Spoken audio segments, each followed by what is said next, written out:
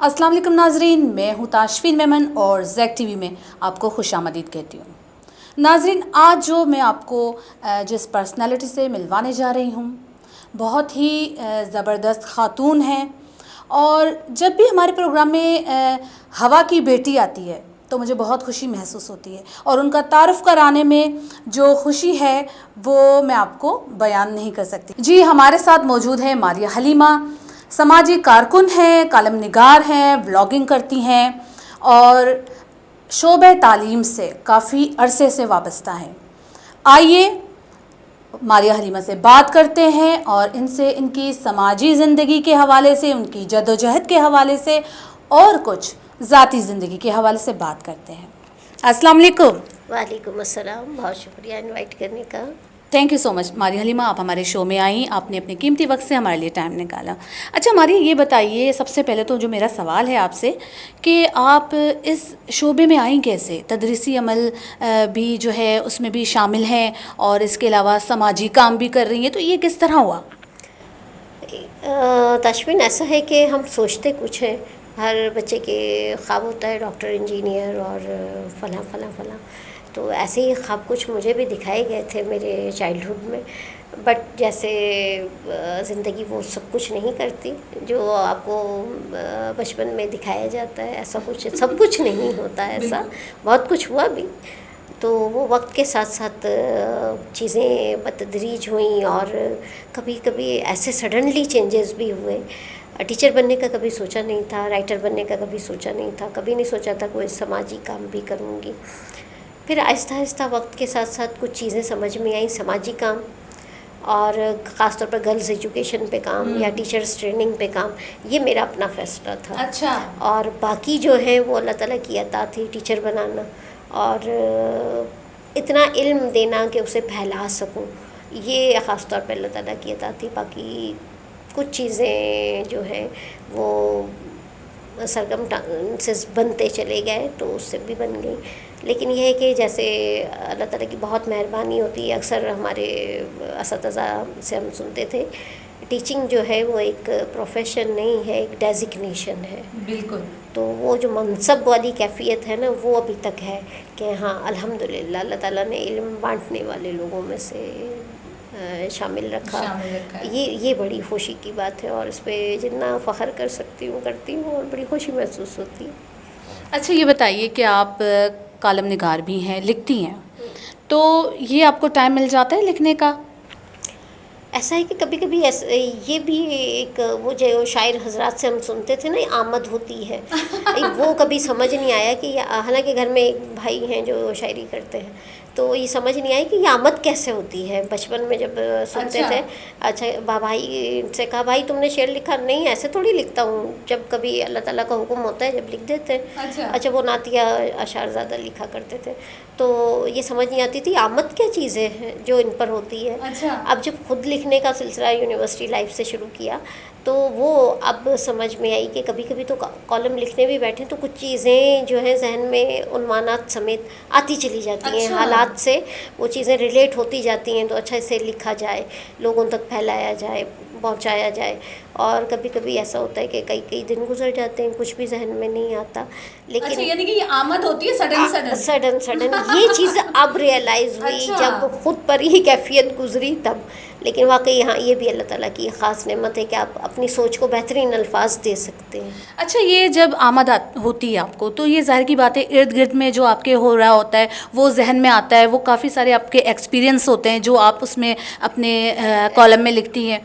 तो फिर क्या एक्सपीरियंस करती हैं, क्या देखती हैं दुनिया को इर्द गिर्द, क्या महसूस होता है जो आपको आमद आ जाती है? एक मेरा कॉलम था, मैंने लिखा था तालीम और मयारी तालीम। अच्छा। जब मैं वो लिख रही थी तो मैं जिनसे अपने करीबी लोगों से शेयर कर रही थी तो उनका तालीम तो एक ही है ना, अवेयरनेस, आगही कह लें, शऊर कह लें। आप तालीम और मयारी तालीम में फ़र्क कैसे करती हैं? उस सवाल ने मुझे वहीं रोक दिया। फिर मैंने उस सवाल के लिए फिर से रिसर्च की, फिर से पढ़ा कि एक तालीम वो है जो मुझे शायद इंसान भी ना बनाए, डिग्रियों का अंबार हो, लेकिन मुझे मेरे बराबर में बैठे हुए शख्स की تکلیف کا احساس نہ ہو، ایک معیاری تعلیم جس میں میری اسکل ڈیولپ ہوں، مجھے سامنے بیٹھے ہوئے شخص کے ذہنی سطح پتہ ہو، میں اس کی ذہنی سطح پہ جا کے بات کر سکوں، اسے اپنی بات سمجھا سکوں. اس فرق کے بعد میں نے یہ فرق ان سے شیئر کیا تو انہوں نے کہا ہاں اب کچھ بات سمجھ میں آئی. پھر ہمت ہوئی کہ نہیں لکھا جائے. ایسا بھی ہوتا ہے کبھی کبھی لوگ آپ شیئر کرتے ہیں کہ یہ ایک ٹاپک ہے جس سے کچھ چیزیں ہیں جو ذہن میں کلیئر نہیں ہیں یا واضح نہیں ہیں، تو لوگ فوراً کہتے ہیں کہ پہلے ہمیں تو بتا دیں یہ ہے کیا. تو ایسا بھی ہوتا ہے کبھی کبھی چیزیں لکھنے کے لیے آپ کو بہت سارے لوگوں سے کی باتیں آپ کو بہت انکریج بھی کرتی ہیں اور ڈسکریج بھی کرتی ہیں کہ نہیں ایسا نہیں ہے.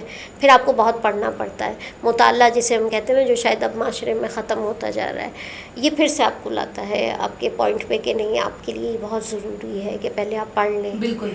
تو یہ شعور آ جاتا ہے، شعور آتا ہے. بالکل بالکل شعور آتا ہے. اور جب آپ شعور کی منازل طے کرتے ہیں تو پھر آپ کو اپنی پیاس کا شدت سے اندازہ ہوتا ہے. اچھا یہ بتائیے وومن امپاورمنٹ کے بارے میں آپ کیا کہیں گی اور آپ کو کیا لگتا ہے کیا ہے؟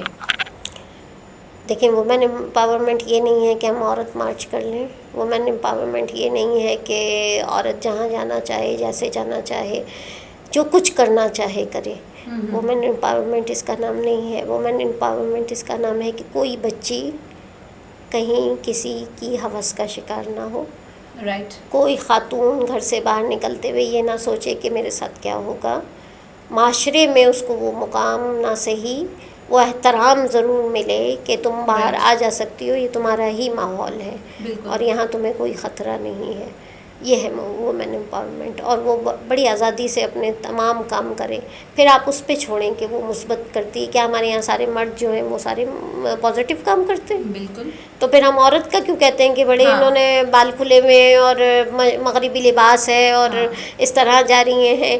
کبھی آپ ہمارے مردوں سے پوچھتے ہیں کہ وہ شلوار قمیض ٹوپی داڑھی یہ سب کیوں نہیں کرتے؟ مطلب اسلام جو ہے وہ پھر میرے آپ کے سب کے لیے ہے نا، مردوں کے لیے، میرے گھر کے مردوں کے لیے بھی ہے. وہ مجھے کیوں کہتے ہیں کہ آپ نے دوپٹہ لینا ہے یا بایا لینا ہے یا اسلام کی پابندی کرنی؟ وہ خود بھی تو کریں نا. وومن امپاورمنٹ میں آپ دیکھیں کہ آج سے 1500 سال قبل رحمت عالم نے تو عورت کو بھی مرد کے مقابلے کے حقوق دیے اور فرمایا کہ علم کا حاصل کرنا مرد اور عورت پر فرض ہے. علم کے لیے حاصل کرو چاہے اس کے لیے چین تک جانا کریں پڑھے. یہ کہیں نہیں کہا کہ عورت نہیں جائے گی کیونکہ وہ عورت ہے مرد جائے گا، ایسا کہیں کچھ نہیں ہے. بیت اللہ جیسے مقدس مقام پہ دیکھیں وہ مرد عورت کی کوئی تفریق نہیں. بالکل سب ایک ساتھ ہوتے ہیں. سب ایک ساتھ ہوتے ہیں. تو اتنے مطلب اعلیٰ ترین مقام پہ اللہ تعالیٰ جسے اپنا گھر کہتا ہے وہاں عورت کو نہیں کہتا تم مردوں کی پچھلی لائن میں جا کے کھڑے رہو، وہ یہ نہیں کہتا. تو یہ تو ہمارے معاشرتی اور ذہنی اختراع ہے. وومن امپاورمنٹ وہی ہے جیسے مردوں کو آزادی ہے ویسے عورت کو ہو. پازیٹیو راستے وہ بھی چنے گی جیسے آپ کے مرد چنتے ہیں. ماریا میں نے آپ کے جو کالمز پڑھے ہیں اس میں نے دیکھا کہ آپ نے زیادہ تر جو ہے گرلز کے بارے میں لکھا ہے، ان کی تعلیم کے بارے میں بہت ساری چیزیں. تو آپ کو کیا لگتا ہے کہ آپ کے اس طرح کالم سے یا آپ کو کوئی بہتری نظر آتی ہے یا آپ کو کوئی بہتری کی امید ہے؟ دیکھیں جب میں رائٹنگ کرنا شروع کی میں نے پروفیشنلی تو پھر اس سے پہلے کا ایک چھوٹا سا ایکسپیرینس شیئر کروں. میں ایک NGO میں ایز اے ٹیچر کام کرتی تھی. اور اپنے کیریئر کا آغاز میں نے وہاں سے کیا پروفیشنل ایجوکیشنل کیریئر کا. تو مجھے 3 to 5 ایئرس ہوئے تھے. مجھے ایک سرٹیفکیٹ ملا کہ آپ نے جتنے بھی ایڈمیشن پروسیس کی انچارج تھی میں وہاں کہ ایڈمیشن آپ نے جتنے بھی لاسٹ 3 ایئرس میں کیے ہیں اس میں 92% گرلس کے کیے ہیں. اچھا. اور بخدا یہ مجھے کبھی نہیں احساس ہوا کہ میں نے گرلس کو پریفرنس دی، لیکن یہ ہوا. تو پھر مجھے احساس ہوا کہ اچھا میرے اندر ایک ایسی صلاحیت ہے جو گرلس کو کیچ کرتی ہے. پھر میں نے گرلس کی طرف دھیان دینا شروع کیا. گرلز ایجوکیشن پہ میں کام کرتی ہوں کہ بچیوں کو امپاور کیا جائے تھرو ایجوکیشن. کیونکہ شعور ہوگا ان میں اویئرنیس ہوگی وہ اپنے لیے راستے خود تلاش کریں گے. جی ماریا میں یہ جاننا چاہتی ہوں کہ آپ کے پیرنٹس آپ لوگ کو کس طرح بچپن میں سمجھاتے تھے جو آج آپ کے ذہن میں یہ ساری باتیں ہیں کہ آپ ایک ٹیچر ہو کے اپنے بچوں کو اپنے اسکول کے بچوں کو سمجھاتی ہیں. آپ کے پیرنٹس کا آپ کے ساتھ کیسا رویہ تھا بچپن میں؟ ظاہر ہے ہم سیکھتے جو ہیں بنیادی چیزیں وہ اپنی فیملی سے وہ سیکھتے ہیں. کیونکہ جو کہا جاتا ہے نا ماں کی گود بچے کی پہلی درس گاہ ہوتی ہے.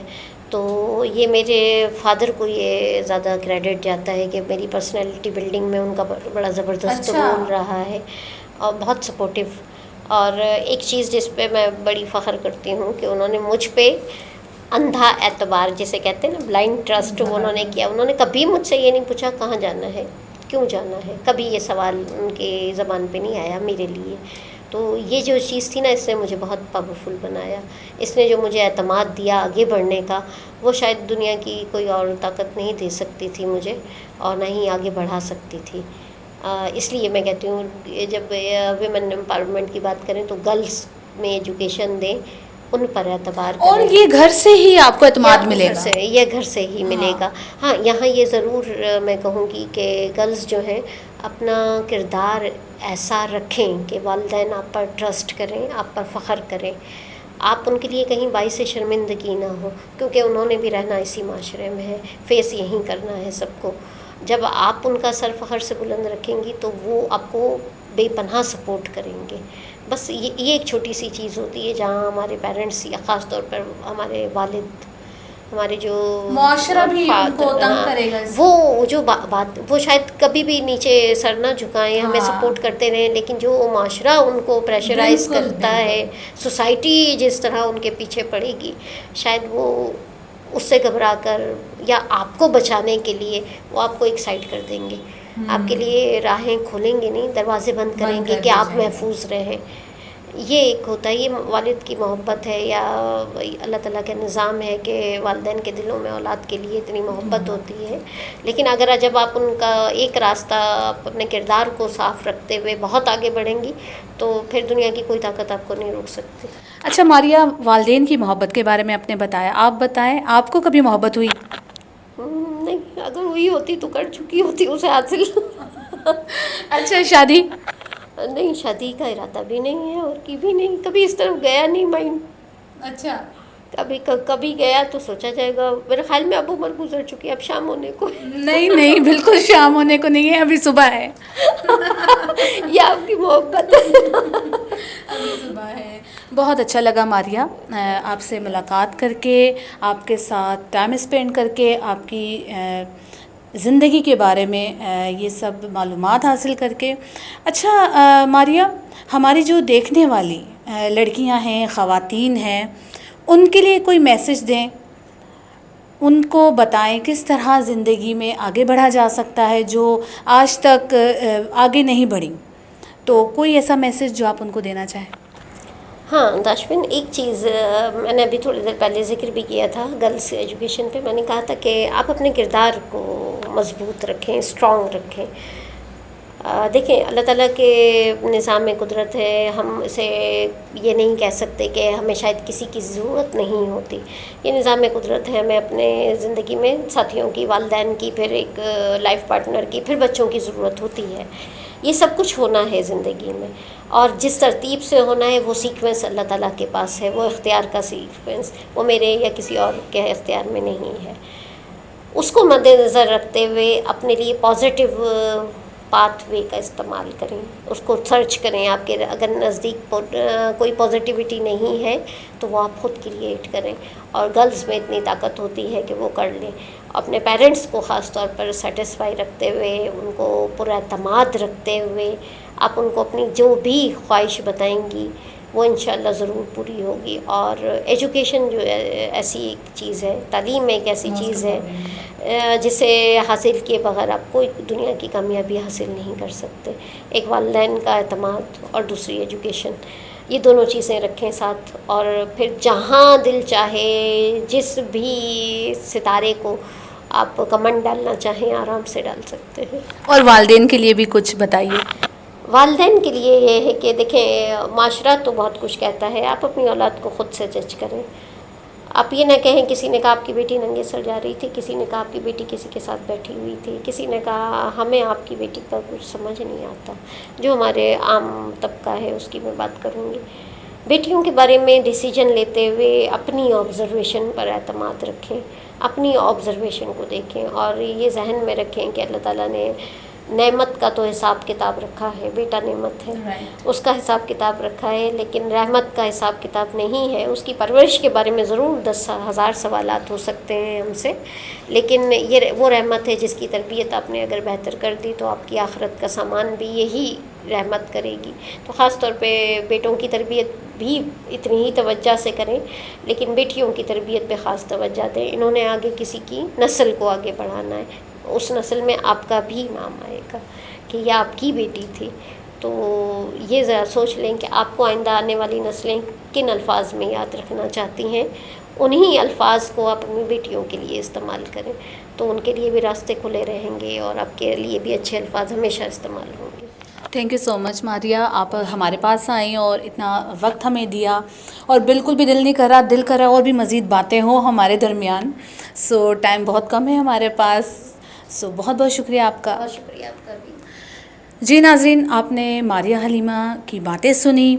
यकीनन आपको बहुत कुछ मिला होगा समझने को, और इनकी जो बात थी वालिदैन से और जो देखने वाली बच्चियां हैं उनसे, कि आगे बढ़ें, इज़्ज़त के साथ बढ़ें और वालिदैन का सर भी नीचा ना करवाएं और अपने एजुकेशन पे तवज्जो दें, क्योंकि तालीम है तो आप आगे बढ़ सकते हैं ज़िंदगी में, अदरवाइज़ आप आगे नहीं बढ़ सकते। जो आप चाहते हैं वो आप नहीं पा सकते। इसी के साथ आशफीन मेमन को दीजिए इजाज़त, फिर मुलाकात।